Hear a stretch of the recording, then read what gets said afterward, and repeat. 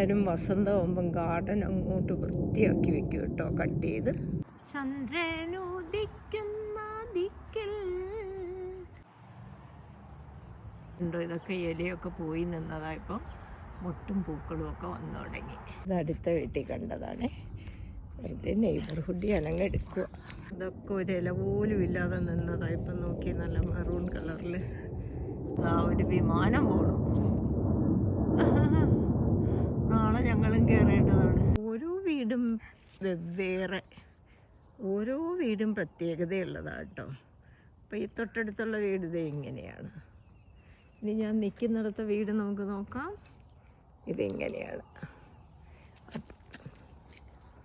എല്ലാ വീടും വെവ്വേറെ ഡിസൈൻ. Easter bunny ഇറങ്ങിക്കഴിഞ്ഞു. ഞാൻ റോഡിൻ്റെ ഇപ്പുറത്താണ് കേട്ടോ. ഇനി ഈസ്റ്ററാണല്ലോ വരുന്നത്. റോസ് ഫ്ലവർ കിട്ടാനും കൂടിയാണ്. പലയിടത്തും നല്ലോണം പൂ വിരിഞ്ഞതിപ്പുണ്ട്. സ്പ്രിങ്ങിൻ്റെ ഒരു മനോഹാരിത.